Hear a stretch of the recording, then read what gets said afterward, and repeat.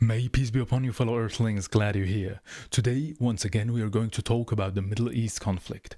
No matter what side you're on, if any, if you know about yourself that you are being truthful and are not an inherently evil person, watch it and let me know why you agree or disagree with facts and sources in the comments below in the end. I think it's insane, and it would almost be funny if it wasn't so tragic to see many comments on the videos I will share and also on mine about Mossab.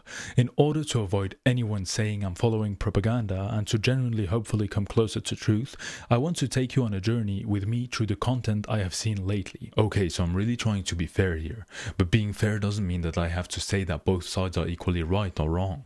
It simply means that I have to say that something is wrong, no matter which side committed it. So ideally, bear with me, take notes, and if you disagree, give me constructive criticism with reliable sources to check after watching everything in order to get the full picture. And if you disagree and end up being right with facts that I have maybe missed, well, thanks for helping me not be misguided.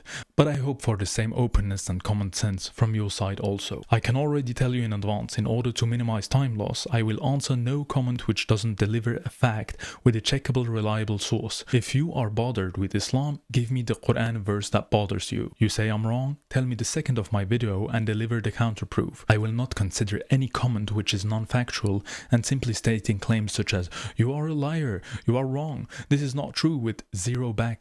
If you can deliver any valuable source to check, I don't take you seriously and wish you guidance. As I already told you, I don't like propaganda of any kind. We live in a day and age where we can watch videos of everything, and so this is what we're gonna do, inshallah.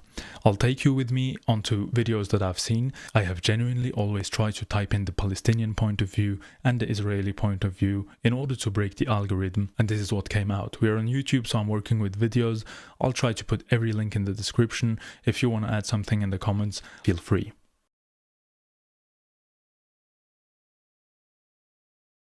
So first of all, there is a lot of arguments of how did it all start. There is so many videos. Some people are saying like the objective point of view, and then they just give you down the propaganda of one side.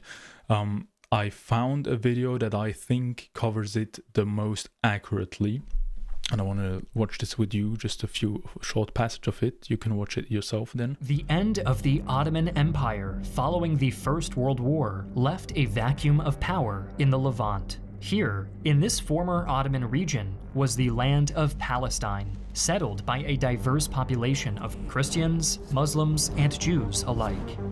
The power vacuum was quickly filled by France and Great Britain, who secretly drafted the Sykes-Picot Agreement of 1916, which proposed to divide the Ottoman territories between the two powers. This contradicted the earlier McMahon-Hussein correspondence between 1915 to 1916, which stated that the area of Palestine, along with all of the Arabian Peninsula, would become part of a new pan-Arab nation, should the Arabs agree to help Britain defeat the Ottomans. While this occurred, the influential Zionist organization had their own designs in the area. At the Paris Peace Conference of 1919, the Zionists, led by Chaim Weizmann, proposed that a Jewish homeland be established in the Palestinian territory. Their proposed borders included what would become present-day Israel, western Jordan, southwestern Syria, and southern Lebanon. No representation was afforded to the Arabs or Palestinians residing in the territory during these discussions. For the Zionists, the settlement of Palestine was not a colonial venture, but instead a return from exile to the land of Israel, their ancient homeland. For the Palestinians, however, this distinction seemed to matter little, as Jewish immigrants began to arrive and steadily dispossess many Palestinians from their homes. Despite these concerns, the Zionists appeared to have the upper hand, thanks to the implicit approval of the British government. The most telling example of this support for Jewish settlement in Palestine occurred in 1917, when British Foreign Secretary Arthur Balfour sent a declaration of support to Lord Walter Rothschild, a banker, politician, and prominent Zionist leader. The nature of the Balfour Declaration would become public on November 9th of that year. You can watch the whole video for yourself, it's very interesting, but I just wanted to show you this part because afterwards we know pretty much, even though there is different portrayals on how things happened, but this explains the very, very beginning. Some people start just a bit after the very beginning, which already makes a little difference. This is the most accurate that I had. So the main concerned characters in a war are the soldiers of both sides and the civilians. Some people try to portray it currently as if one side were terrorists and the other side was the heroes. Let's check that claim. We'll start with the point of view of the heroes and see how this war looks from their side. 4, 3, 2, 1. Wow! Fucking A! There are deeds, and then there's communication about deeds. The Lord is one. It's a barbecue. What a pleasure. I had underestimated the levels of hatred there can be on both sides. You're all gonna die. You'll never come back here. We'll fuck you all. Israeli army, also known as Tzahal, has long claimed to be the most moral army in the world. Israeli Prime Minister. To start, there are a lot of soldiers filming themselves trying to make jokes in the ruins and rubble. Knock, knock, knock. He doesn't answer. Try again. It's strange. There doesn't seem to be anyone at home. How do you know? Guys, we're bombing Gaza right now. To all those who ask us, why is there no university in Gaza? Oops, we dropped a missile on it. This sucks, what a shame. There are a lot of videos like these on social medias. One of the problems with this kind of behavior is that it gives the impression that war is like, and who will suffer lifelong trauma and after effects. Here you'll find things for kids, for school, and not for school. What's inside? It's empty. Beyond their indecency, these videos and photos also show the immaturity and lack of professionalism of these soldiers. Normally there's a self-discipline of a professional soldier, which Israeli soldiers are not. And above all, There is also often, as seen in the last video, sexism and violence towards Palestinian women. I've always said it, Arabs are sluts. They must be joking. All the jalabas, the keffiyahs, everything. And at the end, sluts outfits. In other videos and photos, men can be seen posing next to women's underwear, salvaged from the rubble of apartments and houses. we can speak of a kind of sexualization of violence from Israeli soldiers, based on the image of Arab and Palestinian women as they see them. And the army puts up with it. The army sanctions have been rather weak. Videos like these are still being released. God bless you!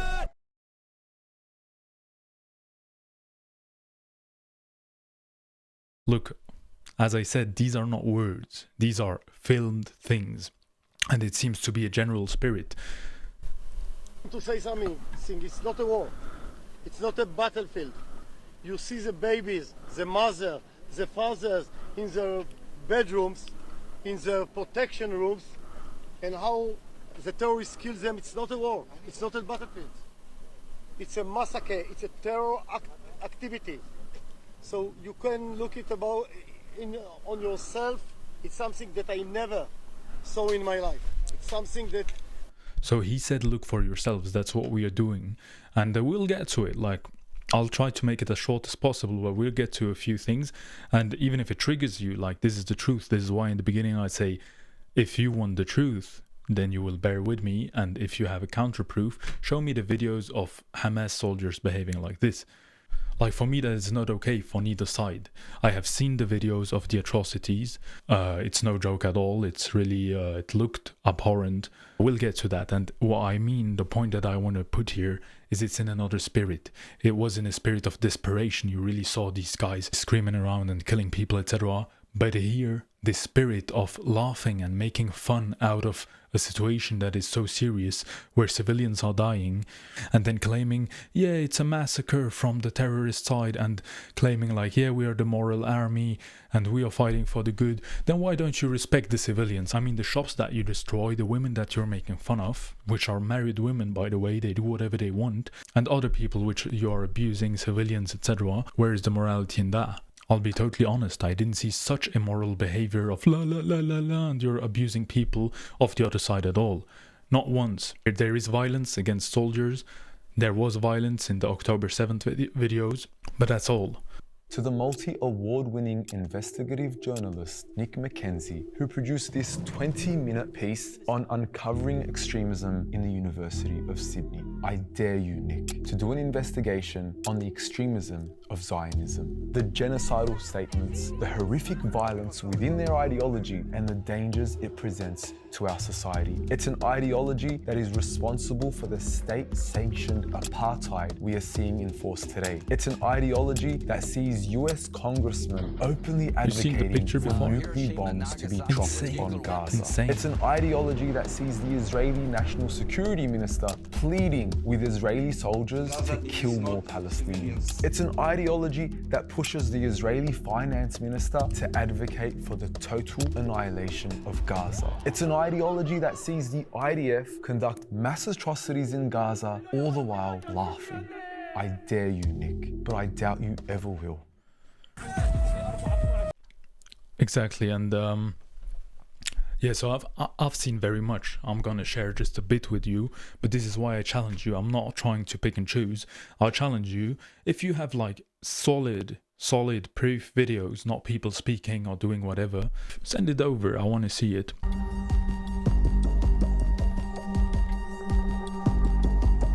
You can watch this. I'll put it also in the description.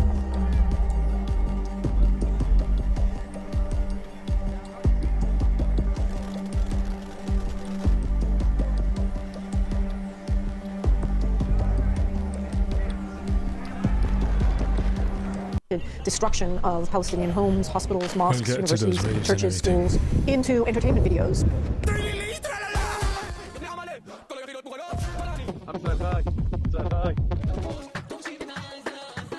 There's one video where Israeli soldiers are showing some residential homes that they've set on fire and attached a song.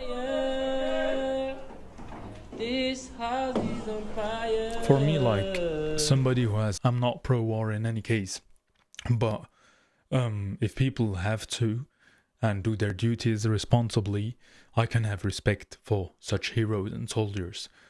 But this, I have zero respect for none of the soldiers who are doing this kind of stuff. Appears to be and seen being in part of an army like this, I'm sure there are some IDF soldiers that feel that it's wrong. Some even have spoken out and have left the army because they realized how psychopathic they were. Like here you have just real proofs of real psychos. So whoever is like this in that army, I have zero respect for that person, going on civilians, making fun of them, etc. And other people who are also in the army and just accept and tolerate this, in case it was really such a moral army, those guys should be severely punished for the image they're sending out. And this is not happening, and the whole army is doing horrific things. But yeah. so many Israeli videos where Israeli soldiers are mocking and advertising their very deliberate intrusion of the home of a Palestinian woman, the confiscation of her most intimate apparel, and flaunting that in a way that's definitely intended to be provocative and humiliating. It's the video. I don't need no one to tell me moral army, if these kind of guys are part of it and don't get punished. Look at that guy, man. These are not warriors. It's just psychopathic cowards who happen to be on the side that has more power and more money.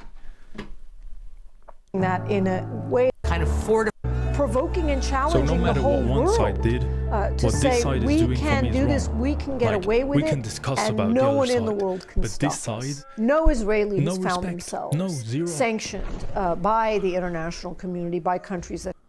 And the thing is, I can show you much. I'm not making up my mind for one video or one sequence. It seems to be the general mindset of them because there is so many videos and it just seems to be okay. So I'm telling you, we can talk about what the other side did or is doing or whatever. This is to discuss, but for this army, I have zero respect. Look at these guys. So embarrassing. These are no men, these are just cowards.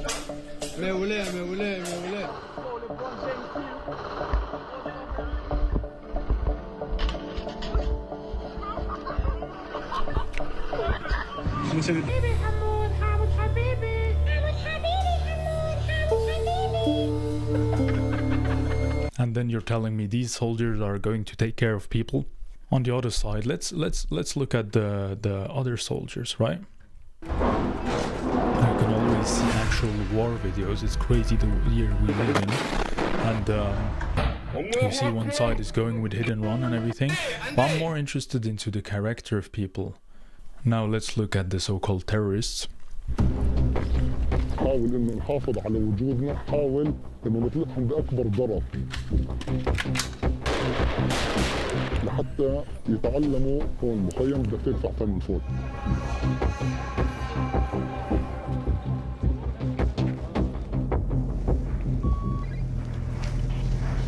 بحب انه انا اتجوز ويجيني اولاد واعمل عيله واستقر واعيش حياتي زي ما بشوف كل العالم عايشين حياتهم.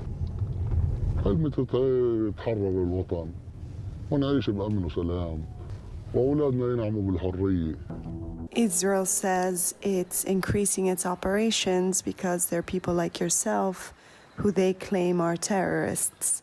هم بيجوا هون عنا يقتحموا المخيم، يقتحموا بيوتنا، في كل لحظة بتمنوا قتلنا. هذا عدو غاشم لا يفهم إلا لغة الرصاص، لا يفهم لغة المفاوضات، لأن المفاوضات لا تؤدي إلا للخسائر الأكبر سواء من أرضنا أو من أبناء شعبنا.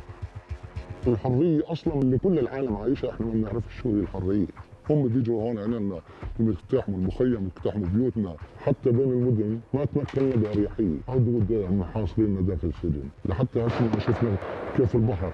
جيس إن أنا أحمل سلاحي، أنا ما ضلش عندي خيار ثاني غير إنه أحمل سلاحي وأقاوم حتى أموت، لأنه هيك أنا ميت بالحياة. Yeah, we'll get to their life pretty soon. But yeah, so here you have it. Then I also have an older video where it goes even inside the tunnels, so you will see also a few things that this conflict is nothing new. والأمر صعب مش سهل. أنا من يوم ما صارت القصة لليوم أنا ببكيش على الكاميرا ولا قدام الناس، لكن لما بكون لحالي ببطلش بكى. An extensive network that they can use to move people around and to store weaponry.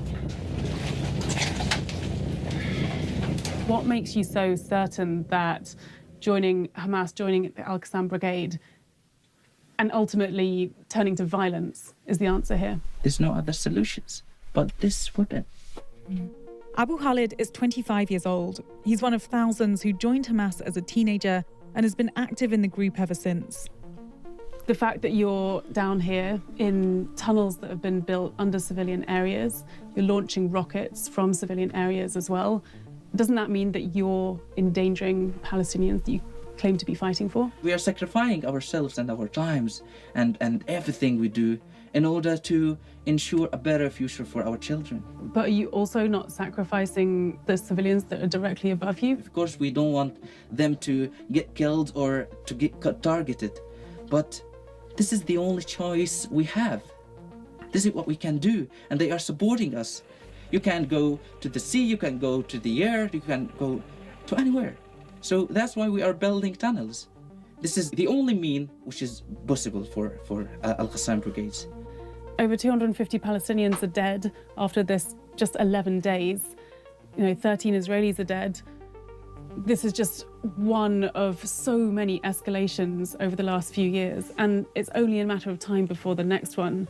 Okay. What is any of this really achieving? You say it. Started this war. You say it. You can watch this also. You see, this is 2 years ago, so it's a bit older. I think this is not good either. He realizes and he confirms that indeed the civilians are above the tunnels and they are under the tunnels launching attacks. So that seems to be true. It's not good, of course, but I haven't seen videos while he was laughing while doing it. I think this only speaks for how desperate they are. I just want to show you a short video extract of the channel JTV. He is pretty on Israel's side. And yeah, let me just show you, he's interviewing a guy, and I think we can address an issue there. I hated Jewish people, and I was taught to hate and demonize Israel.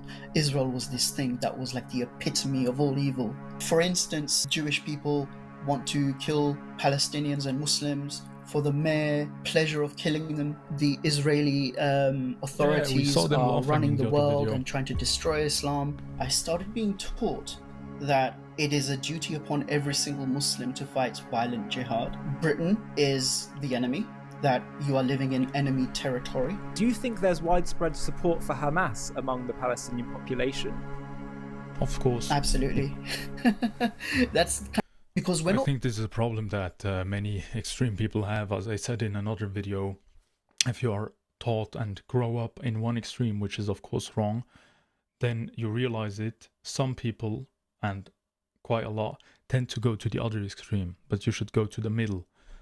But yeah. Not fighting with a reasonable kind of enemy here. The people that have instigated this war are not amenable to reason. Yeah.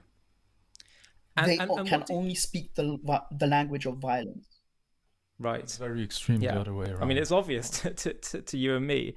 It's obvious to you and what me. do you say to those who say, and I think it's a ridiculous argument, but you have some, especially isolationists and people who are, they talk all about just war, always breeding more war. Those who say, well, if Israel destroy Hamas, they'll create more Hamas terrorists as a result. In the way that they are doing it, for sure. Which is basically saying, so Israel should just say, oh, well, okay, we'll just wait till the next terror attack then. What do you say to people who say that? There's an actual formal military strategy known as, and it sounds strange, it's called mowing the lawn strategy. It's basically where you have periodic kind of airstrikes to degrade the enemy, not to entirely eliminate them, possibly because it's not possible to entirely eliminate them, but to degrade them enough so that they can't operate. And then to keep periodically doing that so as to ensure that the threat remains neutralized. That's what Israel does. Israel isn't bombing the Palestinians because they just like bombing people. We hate it. It's utterly ridiculous. You hate it. It's ridiculous to making music and dancing. And I can't believe that people just have this completely simplistic, childish view of the conflict. Yeah, and I want to talk about why that is. What is it that leads to people having such absurd views of the world and reality and Israel and Jews? This is what blows my mind, that this side would say absurd world views on the conflict. We'll get to that. But a few more questions before we get there. What do you make about the overall world's reaction to the October? Okay, it's not going further. So the guy is actually advocating for lowering them on, which is horrific, and they're both like, yeah, it seems obvious to me. So you expect it's the only solution, and you expect to imprison a people in barriers and keep on forever throwing missiles at them so they do nothing. Like, and this is like the smart solution. So just so you see, like, I didn't watch all of it. I watched quite a while, but that guy just annoyed me. And like, not JTV. JTV, actually, I disagree with pretty much everything he says, but I don't know if he does it on purpose or if he's simply being propagandized and just being wrong. But as a person, he seems pretty sympathetic. But the other guy seems like just to have been educated in an extreme manner, and I'm sorry for that. And then merging from one extreme to the other, you cannot be justifying lowering them on forever. Like, anyway, so you see what kind of mentalities we deal with. Now we get to the lives of the people there in general.